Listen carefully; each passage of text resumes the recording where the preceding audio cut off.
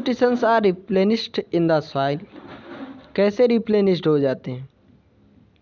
Have you seen farmers spreading manure or fertilizers in the fields, बिल्कुल देखा है, Gardner's भी यूज करते हैं इनको लॉन्स में और पॉट्स में, ठीक है ना। You learn that plants absorb mineral nutritions from the soil, हाँ हमने पढ़ा प्लांट्स एब्जॉर्ब करते हैं मिनरल न्यूट्रिशंस को। So their amounts in the soil keep on declining, decline करता ही होगा, जैसे अब कोई चीज़ कहीं से, कोई स्रोत है किसी चीज़ का और वहाँ से वो चीज़ बराबर ली जा रही हो तो कम तो होगा ही, डिस्लाइन होगा। फर्टिलाइज़र और मैन्योर इन्हीं को रिप्लेनिश करने का काम करते हैं, ठीक है ना। ये कंटेन करते हैं वैसे प्लांट न्यूट्रिशंस को, जैसे नाइट्रोजन हो गया, पोटेशियम हो गया, फास्फोरस हो गया, तो need to be added, time to time add करना चाहिए जिससे कि सॉइल में इनकी एनरिच हो, यानी हमेशा ही क्या कह सकते हैं आप, अरे जैसे कह सकते हैं आपकी मिट्टी में उनकी उपलब्धता बढ़ी रहे, ठीक है ना। उपलब्धता किसी चीज़ की होती है तो मिट्टी में इनकी उपलब्धता होनी चाहिए, इनकी मौजूदगी होनी चाहिए। We can grow plants and keep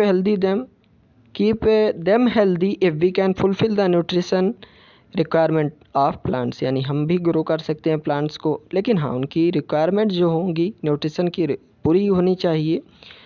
और जो क्रॉप होती है क्या रिक्वायरमेंट करती है, बहुत सारा नाइट्रोजन, किसके लिए, प्रोटीन बनाने के लिए। हार्वेस्ट के बाद सॉइल बहुत ज़्यादा डिफिशिएंट हो जाती है के nitrogen sorry friends, the soil becomes deficient in nitrogen, यानी सॉइल में नाइट्रोजन की कमी हो जाती है।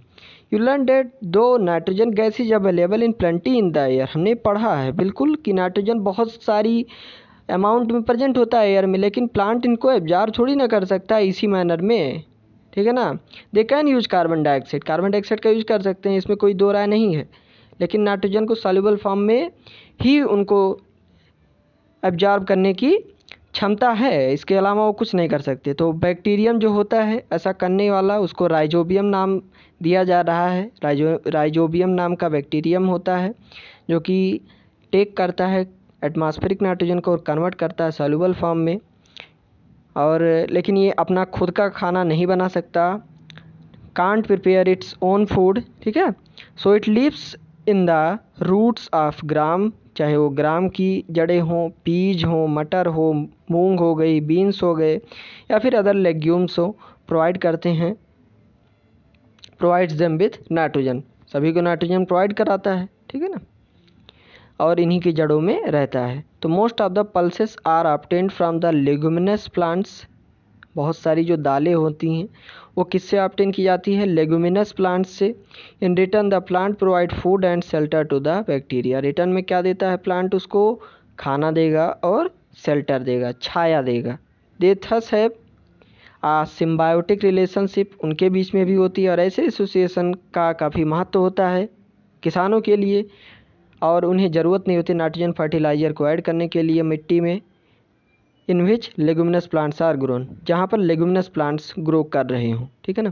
तो इस चैप्टर में हमने क्या पढ़ा कि मोस्ट ऑफ प्लांट्स ऑटोट्रॉप्स होते हैं, कुछ एक आधा जो होते हैं पैरासाइटिक होते हैं, सेप्रोट्रॉपिक मोड ऑफ न्यूट्रिशन को वो फॉलो कर रहे होते हैं, ठीक है ना, अपने जीवन यापन के लिए। They derive nutrition from other organism, सही बात है। और ऑल एनिमल्स कैटेगराइज होते हैं हेटरोट्रॉप्स के कैटेगरी में, since they depend on plants और other animals from and other animals for food, ठीक है ना।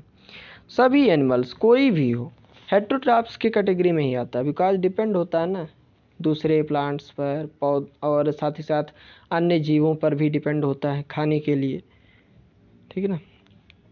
और ये क्या कहा जा रहा है कि पार्शियल हेटरोट्रॉप्स होते हैं इंसेक्टिवोरस प्लांट्स, हाँ मैं भी कह सकते हैं, ठीक है ना, बिकॉज वो भी कुछ यही कर रहे हैं, दूसरे एनिमल्स पर ही डिपेंडेंट है। कोई इंसेक्ट आ गया, उसको उसमें यूज कर लिया अपने फूड के रूप में, तो मे भी हो सकता है, बाकी आपकी भी अपनी राय हो सकती है।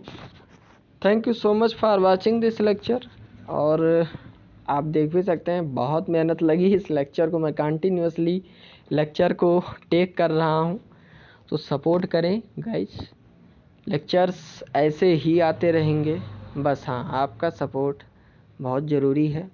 लाइक करें, शेयर करें, सब्सक्राइब करें और अपने दोस्तों तक भी इस वीडियो को पहुंचाएं अगर आप क्लास 7th के हों। और साथ ही साथ मुझे सजेस्ट भी करें कि आखिर आपको चाहिए कौन से चैप्टर के ऊपर वीडियो, तो मैं उस हिसाब से काम कर पाऊँगा।